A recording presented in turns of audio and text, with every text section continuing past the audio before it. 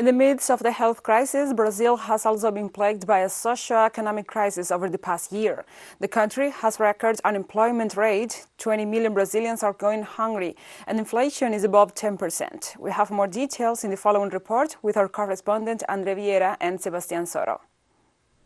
2021 began with the interruption of the pandemic aid paid by the government to almost 68 million Brazilians.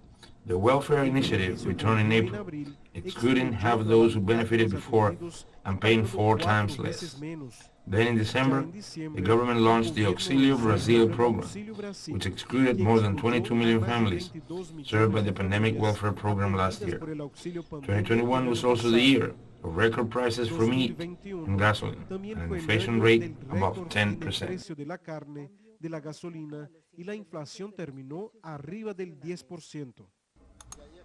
And there is the inflation issue again. And this is linked to the position of the current government. The economic proposal, since we have an inflation rate that is not linked to demand, but to the supply, and fundamentally administered prices. We're talking about the price of fuel, which is set by the Petrobras price policy. We're talking about electric energy, which is another administered price. And we're talking about the price of food.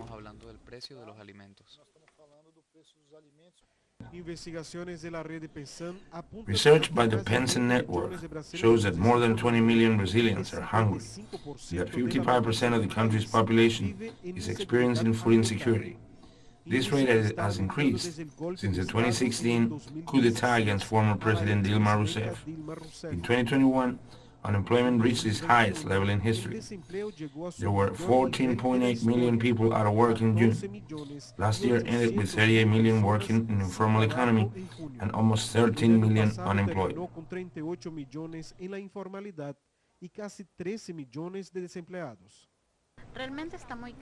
It's really very expensive and very difficult. We do not know what to do. It is complicated. I have many friends who were domestic workers and lost their jobs.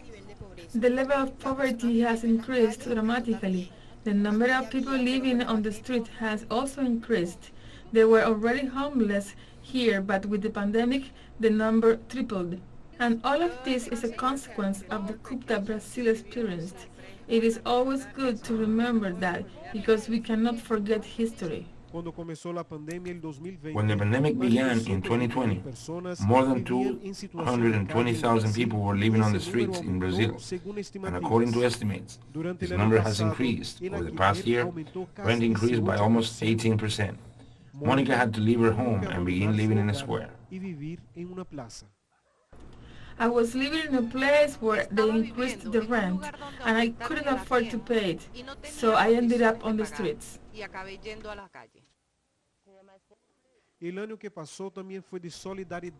The past year was also a year of solidarity, a year of great solidarity. Research by the Data Favela Institute showed that 92% of the inhabitants of impoverished communities that received donations would not have been able to eat in 2021 if it were not for the social mobilization. The Landless movement alone has donated more than 1 million lunches and 5,000 tons of food since the beginning of the pandemic throughout the country. The pattern of hunger has been reestablished in Brazil and is linked to informalization of the labor market, of the economy, but also the breakdown of social welfare programs. What used to work is no longer working. For 2022, the last year of Jair Bolsonaro's mandate and the year of the electoral campaign, the market expects growth of less than half a percentage point. Brazil is not suffering from any external blockade and will have to make an internal decision this year about its future and the quality of life of its people.